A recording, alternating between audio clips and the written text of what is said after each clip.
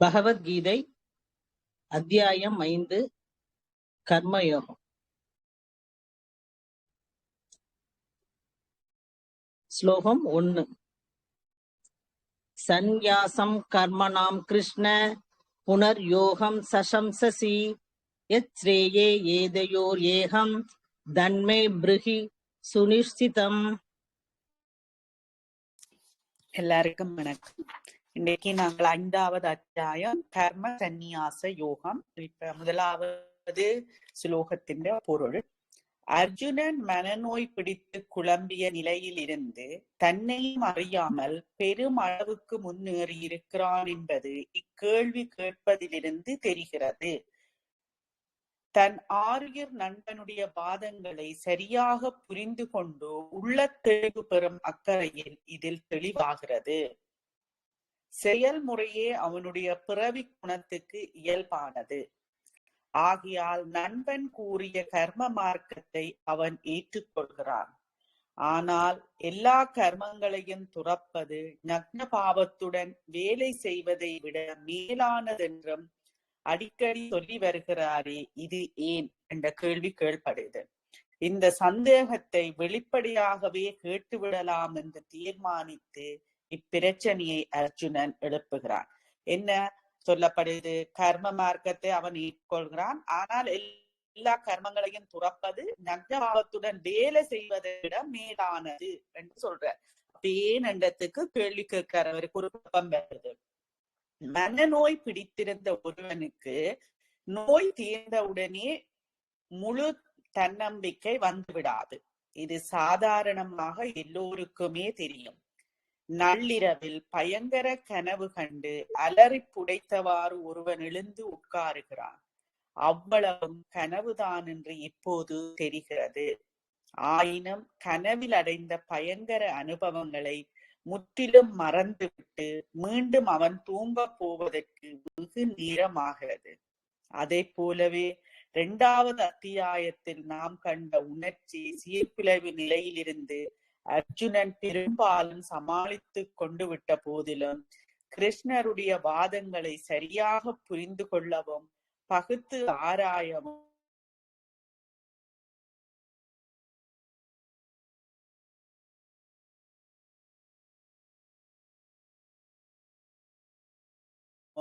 இந்த 2 வழிகளில் ஏதாவது ஒன்றை தேர்ந்தெடுத்துக் கொள்ளும்படியாக நன்கு கூறுவதைப் போலவும் அவை 2ஐயும் ஒரே சமயத்தில் கடைபிடித்து வர முடியாது என்று பாடலின் நோக்கம். அப்ப என்ன இங்க சொல்லப்படுது? அந்த முதல் அத்தியாயம் இப்ப நாங்க பாக்குறது 5வது அத்தியாயம். அப்ப 1வது அத்தியாயத்திலிருந்து அவர் எப்படின்னு நாங்க பார்த்து கொண்டு நாங்க இங்கேயும் அவருக்கு 2 வழிகள் சொல்லப்படுகிறது. அந்த 2 வழிகள்லையும் செயலை அறவே துறக்கும் வழி, சுயநலம் இல்லாமல் செயல் புரியும் வழி. அப்ப 2லே ஏதாவது ஒன்றை தேர்ந்தெடுத்து கொள்ள வேண்டும். அப்ப ஒரே சமயத்தில் 2ஐயும் கடைபிடித்து வர முடியாதுன்ற இதுக்குத்தான் இந்த பாடல் என்ற விளக்கம் சொல்லப்படுகிறது. செயல் புரிவதையும் பிறகு அதை துறப்பதையும் வரிசை கிரமத்தில் ஒன்றன் பின் ஒன்றாக செய்ய வேண்டும். செயல் புரிகிறது, பிறகு அந்த செயலை துறப்பது. அப்ப வரிசை ஒன்றை நாங்கள் ஓர்டர்ல தானே செய்ய வேணும். அப்ப ஒன்றன் பின் ஒன்றாக செய்ய வேண்டும். இக்கருத்து மேலும் விரிவாக விளக்கப்படுகிற. அப்ப இத அடுத்தடுத்த சுலோகத்துல சொல்ல போன. அடுத்தது 2வது சுலோகம். ஸ்லோகம் 2. சந்நியாச கர்ம யோகேஷ நிஸ்ரேயச கரவவுபௌ தயஸ்து கர்ம சந்நியாசாத் கர்ம யோகோ விசிஷ்யதே. இங்க என்ன சொல்லப்படுதுன்றா, அதுக்கு அர்ஜுனன் மேலே கேட்ட முதற் கேள்வியில் இருந்தே அவன் எந்த அளவுக்கு அறியாமையில் மூழ்கி இருந்தான் என்பதை கிருஷ்ணர் தெரிந்து கொண்டார். கர்மயோகம் ஒரு பாதை என்றும் கர்ம சந்நியாச யோகம் மற்றொரு பாதை என்றும் அவை வெவ்வேறு லட்சியங்களை அடைய உதவுகின்றன என்றும் அவன் நினைத்திருந்தான். அப்ப இந்த 2ம் வெவ்வேறு பாதை என்று அவன் நினைச்சிருக்கான். அதுக்கு விளக்கம்: வேலை செய்ய தூண்டுவதற்கு ஒருவரும் இல்லை என்றால் பெரும்பாலானோர் தங்களுடைய உணவுக்கு வேண்டிய அளவு மட்டும் வேலை செய்துவிட்டு மற்ற நேரங்களில் எதுவும் செய்யாமல் சோம்பேறியாகவே காலம் கழிக்கவே விரும்புவார்கள். அப்ப என்ன வேலை செய்யறதுக்கு ஒரு ஆள் தூண்டுதல் இல்லாட்டிக்கு எல்லாருமே தங்களோட சாப்பாட்டுக்கு வேண்டிய இதை மட்டும் செய்து கொண்டு மற்ற நேரங்கள்ல எதுவுமே செய்யாமல் சோம்பேறிகளாகவே இருப்பார்கள் என்று சொல்லப்படுகிறது. இந்த மந்த நிலையில் இருந்து மனிதனை தட்டி எழுப்பி, எந்த மந்த நிலை, அந்த சோம்பேறியா இருக்கிற அந்த மந்த நிலையில இருந்து மனிதனை தட்டி எழுப்பி சுறுசுறுப்பாக இயங்க செய்வது அவனுடைய வளர்ச்சியில் முதலாவது நிலை. அப்ப அந்த மந்த நிலையில இருந்து இப்ப நாங்கள் எப்படி ஒரு பிள்ளைய பேசாம விட்டா அந்த பிள்ளை பேசாம இருக்கும், படியுங்கோ புத்தகத்தை எடுங்கோன்ற ஒரு வயசுக்கு நான் சொல்லுவோம். வளர்ந்த பிறகு இல்ல, ஒரு குறிப்பிட்ட வயசு மட்டும் இப்ப படிக்கிற டைம் ஆச்சு, இப்ப விளையாடுற டைம், இப்ப சாப்பிடுற தூண்டிக்கொண்டே இருக்கேதான் அந்த பிள்ளையும் சுறுசுறுப்பாக இருக்கும். அது போல இங்கே ஆன்மீகத்துக்கு சொல்லப்படுகிறது. அப்ப அந்த சோம்பேறி மந்த நிலையிலிருந்து அந்த மனிதனை தட்டி எழுப்பிக்கதான் அவனுடைய வளர்ச்சியில முதலாவது நிலை இருக்கும், சுறுசுறுப்பாக இருக்கும். அவன் உள்ளத்தில் சில ஆசைகளை ஏற்படுத்தினால் அவைகளுக்காக அவன் சுறுசுறுப்புடன் வேலை செய்வான். அப்ப இந்த மந்த நிலையில இருந்து அவனுக்கு ஆசை, அவன் உள்ளத்துல சில ஆசைகளை ஏற்படுத்த வேண்டும், அப்பதான் அவன் சுறுசுறுப்பா வேலை செய்வான். இப்ப நாங்க சொல்லுவோம், நீ ஃபர்ஸ்ட் கிளாஸ்ல பாஸ் பண்ணினா உனக்கு இது வாங்கி தருவேன், நீ முதலாம் பிள்ளையா வந்தா இது வாங்கி தருவேன், எல்லா பேரண்ட்ஸுமே பிள்ளைகளுக்கு ஒரு ஒவ்வொரு கொடுப்பேன் தானே. அப்படித்தான் இங்கேயும் ஆசைகளை ஏற்படுத்துற, உள்ளத்துல ஆசைகளை ஏற்படுத்ததான் அங்க சுறுசுறுப்பு வரும் என்று சொல்லப்படுது. மந்த நிலையை விட ஆசைகளுக்காகவாவது கொஞ்சம் வேலை செய்வது ஓரளவு நல்லது. அப்ப மந்த நிலையில இருக்காமல் சோம்பேறியா இருக்கிறத விட கொஞ்சம் ஆசைகள், எனக்கு இது வேணும் இது வேணும், கொஞ்சம் ஆசைகளுக்காகவாவது அவ சுறுசுறுப்பா இருப்பினான். இப்ப நான் சொன்ன மாதிரி இப்ப பிள்ளைகளுக்கு நாங்க இது வேண்டிக்கோ கொஞ்சம், எனக்கு இது வேற போகுது, ஐபோன் வேற போகுது, எனக்கு ஒரு இது வேற போகுது, அப்படி ஒரு கிஃப்டா கொடுக்க அவைகளும் ஊக்கமா படிப்பினம். அதைத்தான் இங்கேயும் சொல்லப்படுது, ஆசைகளுக்காகவாவது கொஞ்சம் வேலை செய்வது ஓரளவு நல்லது. ஆனால் இது சில நாட்களில் அலுத்து போகும், இதுவும் சில நாட்களில் அலுத்து போகும். மந்த நிலையில் இருந்து அவன் சற்று வளர்ந்திருப்பதால் நல்ல செயல்களை மேற்கொள்ளாமல் ஏதோ செய்து கொண்டிருக்கிறேன் என்று சிந்திப்பான். அப்ப மந்த நிலையில இருந்து அவன் கொஞ்சம் வளர்ந்திருக்கிறதால ஓகே, நல்ல செயல்களை மேற்கொள்ளாமல் ஏதோ செயல்களை செய்து கொண்டிருக்கிறேன் என்று சிந்திப்பான். அந்த நிலையில் ஒரு பெரும் லட்சியத்துக்கு சுய அர்ப்பண உணர்ச்சியுடன் சேவை செய்யும்படி அவனை அழைத்தால் மிக உற்சாகமாக அவன் முன்வருமான். எப்படி கொண்டு வரணும் என்று பாருங்க. இதை போன்ற செயல்கள் எல்லாம் பொதுவாக மற்றவர்களுக்கு செய்யும் பணியாகவே இருக்கும். அதில் ஈடுபடும் போது நான் எனது என்ற கருத்துக்கள் இருக்க இயலாது. அப்ப சுய அர்ப்பணிப்போடு இருக்கேக்க நான் எனது என்ற கருத்துக்கள் இருக்காது. அகந்தை கருத்துக்கள் மிக குறைந்த நிலையில் ஒருவர் பணி செய்கையில் அவருடைய வாசனைகள் சிறிது சிறிதாக மறைய தொடங்குகின்றன. எப்படி மந்த நிலை சோம்பேறியா இருக்கவே ஆசையை தூண்டி பிறகு சுய அர்ப்பணிப்போட கொண்டு வந்து இங்க கொண்டு வர. அப்ப அப்படி வரைக்க அவற்றை அந்த வாசனைகளும் அங்க குறைஞ்சு நான் எனது என்ற இதுவுமே இருக்காது. வாசனை சுமை அழுத்தாமல் இருக்கும் போது தியானத்துக்கேற்ற மனமும் புத்தியும் அவருக்கு உண்டாகிறது. அப்ப வாசனையில இருந்து அவருக்கு அழுத்தாம, வாசனை சுமைகள் அங்க அழுத்தாமல் இருக்கேக்க, ஏன்னா அது குறைஞ்சு கொண்டு போகுது, நான் எனது என்று எல்லாம் இல்லாம போகிக்க, அதுவும் பெறாமல் இருக்கேக்க, அப்ப அவருக்கு தியானத்துக்கேற்ற மனமும் புத்தியும் அவருக்கு உண்டாகிறது. அப்ப எப்படி தியானத்துக்கு கொண்டு வரணும்னு பாருங்க. அமைதி மிக்க ஆனந்த உலகில் அவர் சிறகடித்து பறக்கிறார். இது அவருடைய வளர்ச்சியில் 2வது நிலை. அப்ப முதலாவது நிலை என்ன சொன்னவே, அங்க மந்த நிலையில இருந்து மனிதனை தட்டி எழுப்பி சுறுசுறுப்பாக கொண்டு வந்து பிறகு ஆசைகளை ஏற்படுத்தி என்று வந்தது முதலாவது நிலை. 2வது நிலையில் என்ன, வாசனை சுமைகள் அழுத்தாமல் இருக்கும் போது தியானத்துக்கு ஏற்ற மனமும் புத்தியும் அங்க வருகிறது. அப்ப 2 நிலைகளை கொண்டு வந்துட்டினார். கடைசி நிலையான தியான நிலையை பற்றி அடுத்த அத்தியாயம் விளக்குகிறது. அது 6வது. இப்ப நாங்க படிக்கிறது 5, 6வதுல தியானம் பற்றி சொல்லினோம். இவ்வாறு ஆன்மீக துறையில் முன்னேறுவதற்கு 3 நிலைகள் உள்ளன. அப்ப ஆன்மீக துறையில முன்னேறதுக்கு 3 நிலைகள். முதலாவது ஆசைகளின் காரணமாக செயல் புரிவது, விருப்பத்தோட ஆசையோட செயல் புரிவது. பிறகு 2வது நிலை எவ்வித ஆசைகளுமின்றி பணி செய்வது. 3வது தியானத்தில் ஆழ்ந்து விடுவது என்பன ஆகும். அப்ப முதல் ஆசையோட விருப்பத்தோடு ஒவ்வொன்றையும் நாங்க செய்கிறது. பிறகு எந்த ஆசையும் இல்லாமல் விருப்பு வெறுப்பு இல்லாமல் இருக்கிறது. பிறகு தியானத்தில ஆழ்ந்து விடுகிறது. இவற்றில் முதலாவதான கர்மயோகத்தை பற்றிய முந்திய 2 அத்தியாயங்களில் விவாதிக்கப்பட்டது. அப்ப கர்மயோகம் பற்றி நாங்க 3 நாளில படிச்சோம். கர்மயோகம் என்னண்டு தியானத்தில் வெற்றி பெறும் முறையை அடுத்த அத்தியாயம் விளக்குகிறது. அப்ப கர்மயோகம் படிச்சு முடிஞ்சது. தியான யோகம் பற்றி இனி 6வது அத்தியாயத்துல நாங்க இது முடிய படிக்கலாம். இந்த அத்தியாயம் அகந்தை மைய செயல்களை கைவிட்டு சுய அர்ப்பண உணர்ச்சியுடன் சுயநலமற்ற வேலை செய்வது பற்றி கூறுகிறது. அப்ப இந்த 5வது அத்தியாயம் என்ன சொல்லுது?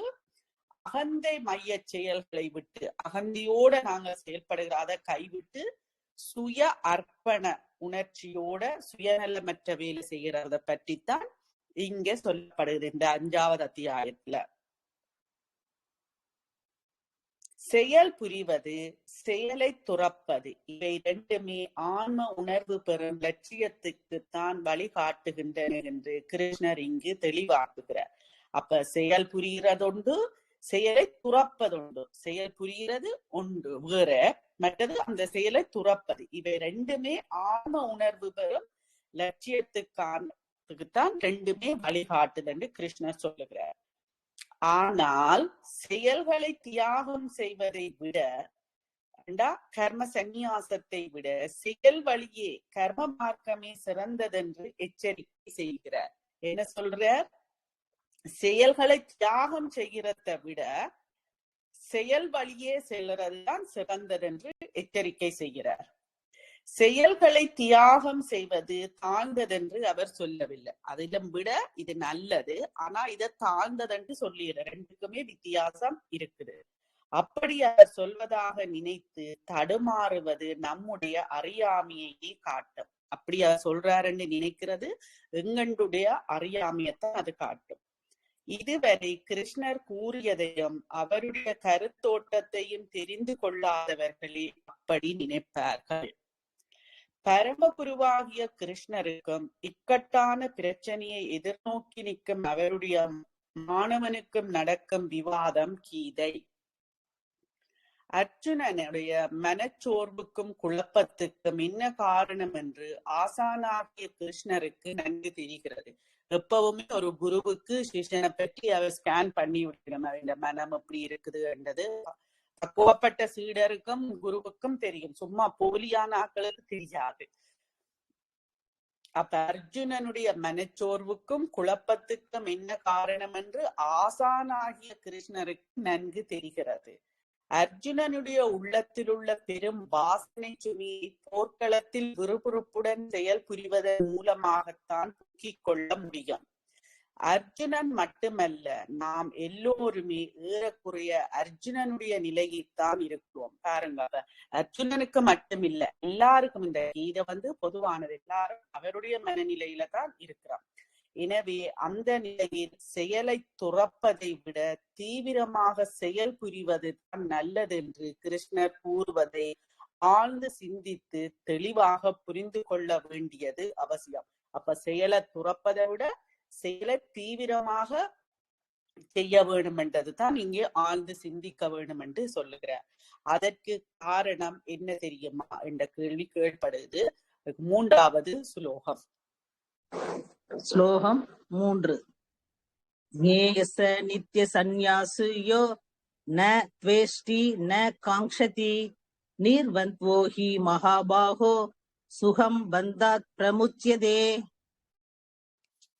இங்க என்ன சொல்லப்படுதுண்டா, சாதனை செய்ய தொடங்கும் ஒருவர் செயலை துறப்பதை விட செயல் புரிவது எளிது. அப்ப செயலை துறக்கிறதை விட செயலை புரிவது எளிது. சாதனை செய்ய தொடங்குற ஒருவர் வெளி தோற்றத்தையும் காவி உடையையும் மட்டுமே வைத்து ஒருவரை சன்னியாசி என்று சொல்லிவிட முடியாது. அதுகளுக்கு விளக்கம் குடிக்கணும் எப்படி என்று.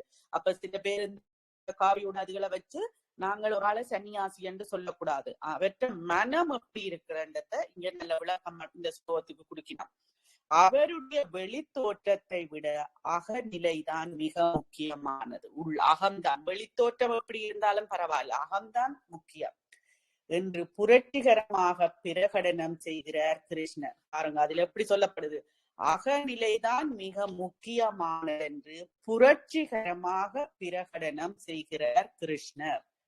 விருப்பு வெறுப்புகளில் இருந்து விடுபட்டவன் மட்டுமே உண்மையான சன்னியாசி என்று தெளிவாக அறிவிக்கிறார். அப்ப உண்மையான சன்னியாசியார் விருப்பு வெறுப்புகளிலிருந்து விடுபட்டவன். காவியோடு இதுகள் போடுறது சன்னியாசி இல்ல, அது சும்மா.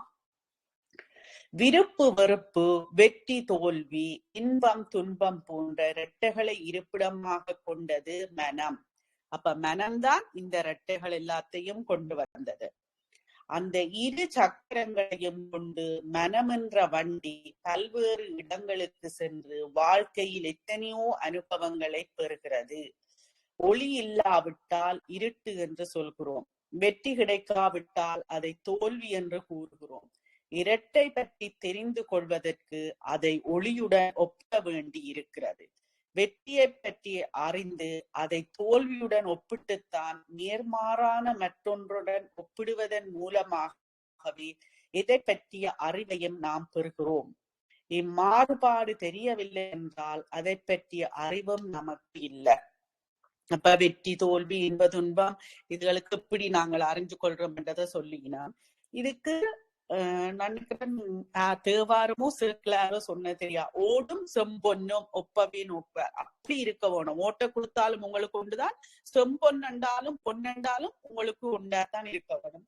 இதுல ஓஷோன்ற ஒரு கதையும் இருக்குது. அதுல ஒரு ஞானி ஒரு ஆள் போறார். அரசி வந்து, நீங்க இந்த தட்டை விடுங்க, நான் உங்களுக்கு ரத்தினத்தால அந்த மரகதம் இதுகளால செய்யப்பட்ட ஒரு தட்டன்னு சொல்லி கொடுக்கிறார். அவருக்கு எல்லாமே ஒன்றுதான். ஆனா அந்த தட்டை வந்து கள்ளன் கண்டுட்டான். இதுக்கு ரெண்டுக்கும் வித்தியாசம் என்ன. அப்படி இருக்க வேணும் சன்னியாசி என்றால், அப்படித்தான் இருக்கணும். அதைத்தான் இங்கேயும் சொல்லப்படுது. ஒப்பீடும் மாறுபாடு மன புத்தி கருவியை பொறுத்தவை. அப்ப ஒப்பீடும் மாறுபாடு மனம் புத்தி கருவியை பொறுத்தவை. இந்த வேலை இல்லை என்றால் மன புத்தி கருவிக்கு வேலையே இல்லை. அப்ப இந்த வேறுபாடு இல்லாட்டிக்கு மனம் புத்திகளுக்கு வேலையே இல்லை. இவ்வாறு மாறுபாடுகள் நிறைந்த பன்மை தோற்ற உலகில் தான் மன புத்தி கருவிகளை பயன்படுத்த முடியும். பன்மை தோற்றமில்லா உலகில் அதை உபயோகிக்க இடமில்லை. மோட்டார் கார் கடல் பிரயாணத்துக்கு உதவுமா என்ற கேள்வி கேள்விப்படுது. மோட்டார் கார் கடல் பிரயாணத்துக்கு போகுமா? கடலை கப்பலில் தான் கடக்க வேண்டும். அவ்வாறே மாறுபாடுகளை கடந்து விட்ட ஒருவனே சன்னியாசி என்றால் அவன் மனதுக்கும் புத்திக்கும் அப்பாற்பட்டவன் என்று தெரிகிறது அல்லவா? எதிர்மறைகளை கடப்பது அவ்வளவு எளிதல்ல. உலக வாழ்க்கையின் வரையறைகளை கடந்து விடுதலை பெற்ற ஒருவரே மாறுபட்ட இரட்டைகளில் இருந்து தம்மை விடுவித்துக் கொள்ள முடியும். அப்ப சும்மா நாங்க சொல்லலாம் எதிர்மறைகளை கடப்பது அவ்வளவு எளிதல்ல. இதுக்கு எல்லாமே நாங்க பயிற்சி செய்துதான் வரவன். அவரே அங்க சொல்லுகிறார். உலக வாழ்க்கையின் வரையறைகளை கடந்து விடுதலை பெற்ற ஒருவரே மாறுபட்ட இரட்டைகளில் இருந்து தம்மை விடுவித்துக் கொள்ள முடியும். கிருஷ்ணர் அப்படி சொல்வதை கேட்டு பயந்து போய் சாதகர்கள் நம்பிக்கை இழந்து விட வேண்டியதில்லை. அர்ஜுனனுடைய நிலையில் முன்னேற்றத்துக்கு அவன் என்ன செய்ய வேண்டும் என்று அவனுடைய பிரச்சனையை தீர்ப்பதற்காக சொல்லப்படும் அறிவுரை இது. அப்ப என்ன செய்ய வேணும்? பயிற்சி செய்தால் எல்லாருமே வரலாம். அதுக்காக நாங்க பயப்பட தேவையில்லை. அதுதான் இங்கேயும் சொல்றேன்.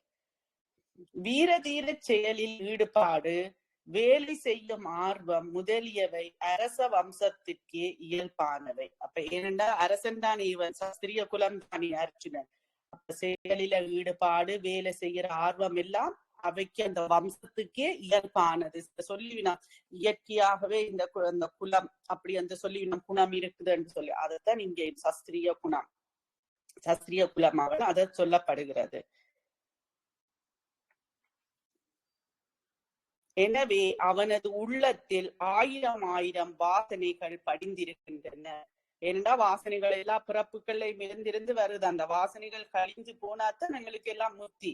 இந்த சுமையுடன் அவன் துறவு பூண முயற்சிப்பதென்பது முட்டாள்தனம் என்று அவசரப்பட்டு அப்படி செய்ய வேண்டாம் என்று அன்பு கட்டளை இடுகிறார் கிருஷ்ணர். அப்ப இந்த வாசனை சுமையோட துறவு பூண முயற்சிப்பது முட்டாள்தனமானது. இதனால் மற்ற சாதகர்கள் நம்பிக்கை இழந்துவிட வேண்டாம் என்று அர்த்தமில்லை. அதே நேரம் மற்ற சாதகர்களும் நம்பிக்கை இழக்க வேண்டாம் என்பது அர்த்தம் இல்லை. சந்நியாசத்தின் உயர்ந்த நிலையை பற்றி இப்பாடல் கூறுகிறது. வேதங்களை படித்த அர்ஜுனன் கூட சந்நியாசம் என்பது உலக வாழ்க்கையிலிருந்து ஓடி இனியமலை குகைகளில் வசிப்பதென்றே நினைத்தான்.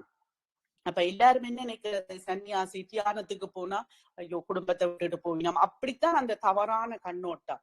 என்ன இங்க சொல்லப்படுது, சன்னியாசி என்றா உலக வாழ்க்கையை விட்டுட்டு இமயமலையில குகையில போய் செய்கிறது இல்ல. அப்பேற்பட்ட நேரத்தில் உலகத்துக்கு சந்நியாசம் என்பது மனதை பொறுத்ததே தவிர உடையை பொறுத்தது அல்ல. மனதைத்தான் பொறுத்ததை ஒழிய உடைய பொறுத்தது அல்ல என்று தைரியமாக கண்ணபிரான் இங்கு கூறுகிறார். சந்நியாசம் என்பது வெளி உலகின் கடின உழைப்பால் மனதிற்கு வர வேண்டுமே தவிர உலகை கண்டு ஓடி ஒளிவது இல்லை என்பது தெளிவாகிறது. அப்ப சந்நியாசம் என்றால் வெளியுலக கடின அதை பார்த்து நாங்க மனதுக்கு கொண்டு வர வேணுமே ஒழிய உலக கண்டு ஓடி ஒழியக்கூடாது. எல்லாரோடையும் பழக வேணும், இரண்டோடும் எப்படி எண்ணத்தை நாங்கள் அதில இருந்து பாடம் கற்று எப்படி எண்ணத்தை நாங்கள் அகத்தாய்வு செய்து பார்க்கதான் அது வரும் எண்ணத்தை இந்த சுலோகத்துல சொல்லப்படுகிறது. அடுத்த சுலோகம் ஸ்லோகம் 4. சாங்கியோ யோகௌ பிரதக் பாலா பிரவதந்தி ந பண்டிதாக ஏகம் அப்யாஸ்தித சம்யக் உபயோர் விந்ததே பலம். அன்றாட வேலைகளையும் கூட இறை வழிபாடாகவே செய்து விடலாம். அப்படி செய்வதற்கு 2 வழிகள் உள்ளன என்று இங்கு சுட்டி காட்டப்படுகிறது. அன்றாட நாங்கள் ஒவ்வொரு நாளும் செய்கிற வேலையிலேயே இறை வழிபாடாக செய்து விடலாம். நான் தான் செயல் புரிபவன் என்ற பொய்யான எண்ணத்தை கைவிட்டு வேலை செய்வது ஒரு வழி. நான் செய்கிறேன் அந்த பொய்யான எண்ணத்தை விட்டு இருக்கிறது ஒரு வழி. அந்த எண்ணத்தை கைவிட்டு வேலை செய்கிறது ஒரு வழி. 2வது வழி, செயலின் பயனை அனுபவிக்க வேண்டும் என்ற ஆசையை அறவே அகற்றி பணிபுரிதல் மற்றொரு வழி. ஒன்று நான் செய்கிறேன் என்று இருக்கக்கூடாது, அந்த செயலால வார பயனை நான் அனுபவிக்க வேண்டும் என்ற அந்த ஆசையும் இருக்கக்கூடாது. முதலாவது வழியை சாங்கியம் என்றும், நான் செய்கிறேன் என்றது முதலாவது வழி. 2வதாக கூறிய கர்ம யோகம் என்றும் சொல்லுகிறார்கள். முதலாவது வழியை சாங்கியம் என்றும் 2வதா சொல்றத அந்த ஆசைய கர்ம யோகம் என்றும் சொல்லப்படுகிறது. நான் தான் செயல் புரிகிறேன் என்ற அகங்காரத்தை எளிதாக அகற்றிவிட்டு செயல் புரிய முடியாது. அப்ப நான் தான் செய்கிறேன் என்றத ஈஸியா நாங்கள் அதை அகற்றிவிட்டு செயல் புரிய முடியாது. புத்தியின் மிக உயர்ந்த நிலையிலிருந்து பிரபஞ்சத்தின் இயக்கத்தை தெளிவாக காணும் சக்தி பெற்றவரே எதுவும் தம்மால் நடைபெறவில்லை என்ற உண்மையை உணர்கிறது. அப்ப அந்த உண்மையை உணர்கிறது, புத்தியின் மிக உயர்ந்த நிலையின் பிரபஞ்சத்தின் இயக்கத்தை தெளிவாக காணும் சக்தி பெற்றவர் தான் தம்மாலே எதுவும் இல்லை, எல்லாம் அவன் நடத்துகிறான் என்று உணர்வார். மற்ற நாங்கள் எல்லாரும் நான் சொல்கிறேன் நான் சொல்றேன் என்றுதான் இருப்போம். ஏனென்றா அந்த பக்குவம் வர வேணும். பிரபஞ்சம் முழுவதிலும் நடப்பதை மொத்தமாக எடுத்துக்கொண்டு பார்த்தால் நாம் வெற்றிகள் என்றும் பிரமாண்ட சாதனைகள் என்று நினைப்பவை எல்லாம் உண்மையில் எவ்வளவு அற்பமானவை என்பது தெளிவாகும். எப்படி சொல்லப்படுது, முதிர்ச்சி பெறாத குழந்தை உள்ளங்களே செயல் புரிதலும் செயலை துரத்தலும் 2 லட்சியங்களுக்கு வழிகாட்டு 2 பாதைகள் என்று கருதும். முதிர்ச்சி பெறாத குழந்தை உள்ளங்களே என்று சொல்லப்படுகிறது.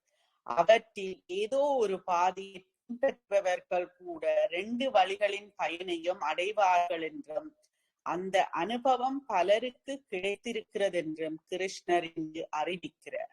ஒருவர் தனக்கென்று வகுத்து கொண்ட வழியை இடையறாது உறுதியுடன் கடைபிடித்து சாதனை செய்து வந்தால் மற்ற ஆன்மீக வழியை பின்பற்றுவோர் பெறும் லட்சியத்தையே அவரும் அடைகிறார். ஒரு வழியை பின்பற்றி 2 வழிகளின் பயனையும் ஒருவர் எப்படி அடைகிறார் என்ற கேள்விக்கு அடுத்த ஸ்லோகத்துல விட சொல்லப்படுகிறது. ஸ்லோகம் 5. யத் சாங்யை பிராப்யதே ஸ்தானம் தத் யோகேர் அபிகம்யதே ஏகம் சாங்கியம் ச யோகம் ச யஹ பஷ்யதி ச பஷ்யதி. அதுக்கு சாங்கிய வழியை பின்பற்றுவோர் அடையும் அதே லட்சியத்தை கர்மயோகிகளும் அடைகிறார்கள் என்று கிருஷ்ணர் இங்கு ஆணித்தரமாக கூறுகிறார். அப்ப நாங்க பார்த்தோம்னா சாங்கியம்டா நான் செய்யறேன் என்பதை விட வேணும், மற்றது கர்மயோகம் அந்த ஆசைன்ற பயனை அடையக்கூடாது, அது அந்த பயனை அடைய வேணும் என்ற இது இருக்கக்கூடாது. இந்த 2 பாதைகளும் போய் சேரும் இடம் ஒன்றுதான் என்பதை அனுபவபூர்வமாக அறிந்து கொள்பவனே வேத உண்மையை சரிவர உணர்ந்தார். அப்ப இந்த 2 பாதைகளும் போய் சேர்ற இடம் ஒன்றுதான். நாங்க சொல்லுவோமே எல்லா சமயங்கள் எல்லா ஆறுகளும் போய் சேர்றது கடல் தான் என்று, அதே போலதான் இங்கேயும் சொல்லப்படுது. பார்த்தல் என்ற சொல் வேத வழக்கை ஒத்து இங்கு உபயோகிக்கப்பட்டிருக்கிறது. கண்கள் செய்கிற வேலையை இங்கு குறிப்பிடவில்லை. அப்ப பார்த்தலண்டா கண்ணால பாக்குறாத சொல்லில. அத்வைத கொள்கையில் இங்க இது பகவத்கீதை வேதாந்தம் தானே. அப்ப அத்வைத கொள்கையில் ஆன்மாவும் அதை பார்ப்பவரும் வேறல்ல, தாமே ஆன்மா என்பதுதான் அத்வைதம். அப்ப அத்வைத கொள்கை பற்றி சொல்லினோம். தாமே ஆன்மா என்பதை பரிபூரணமாக உணர்தலையே பார்த்தல் என்ற சொல் குறிப்பிடுகிறது. அப்ப ஆன்மா என்பதை பரிபூரணமாக ஒருவர் உணர்தலைத்தான் இங்க பார்த்தல் என்ற சொல்லில குறிப்பிடினார் இந்த ஸ்லோகம். கண்ணால் ஒரு பொருளை பார்க்கும் போது அது எவ்வாறு ஒருவருக்கு தெளிவாக இருக்கிறதோ அவ்வாறு ஆன்ம அனுபவம் பெற்றவர்களுக்கு அந்த அனுபவம் தெளிவாக இருக்கிறது என்பதற்காகவே அச்சொல் பயன்படுத்தப்பட்டிருக்கிறது. சாங்கியத்தையும் கர்மமாக்கத்தையும் இங்கு இணைத்து பேசும் போது இவை 2ஐயும் கலந்து விட்டால் ஒரு நல்ல மார்க்க கலவையாகும் போலிருக்கிறது என்று நினைத்து விடக்கூடாது. இவற்றை ஒன்றன் பின் ஒன்றாக வரிசை கிரமத்தில் கடைபிடிக்க வேண்டும். கர்மயோகம் நமது புத்தியை தூய்மைப்படுத்தி தியானத்துக்கேற்ற அமைதி நிலைக்கு கொண்டு வருகிறது. அப்ப கர்மயோகம் என்ன செய்யுது? நாங்க புத்தியை தூய்மைப்படுத்தி தியானத்துக்கேற்ற அமைதி நிலைக்கு கொண்டு வருகிறது. இறுதியான இறைவுணர்வு நிலையை தியானத்தின் மூலமாக தான் அடைய முடியும். அப்ப இறை உணர்வை நாங்க எல்லாருமே தியானத்தின் மூலமாகத்தான் அடைய முடியும். 2 வழிகளும் இவ்வாறு ஒன்றுக்கொன்று இசைவாகவே இருக்கின்றன என்ற அர்த்தத்தில் யோகமும் சாங்கியமும் பிரிக்க முடியாதவை என்று பகவான் இங்கு கூறுகிறார். முதலில் கர்ம யோகம், பிறகு சாங்கியம் என்ற வரிசை கிரமத்தை நினைவு வைத்துக் கொண்டு எல்லா சாதகர்களும் முயற்சி செய்ய வேண்டும். கர்மயோகத்தின் நோக்கம் சந்நியாசம் என்றால் அது எப்படி இப்பிரச்சனைக்கு பகவான் அளிக்கும் பதில் என்னவென்று பார்க்கலாம். அதை நாங்கள் அடுத்த வகுப்புல பார்க்கலாம். இவ்வளவு நேரமும் பொறுமையாக இருந்து கேட்ட எல்லோருக்கும் நன்றி. நன்றிமா.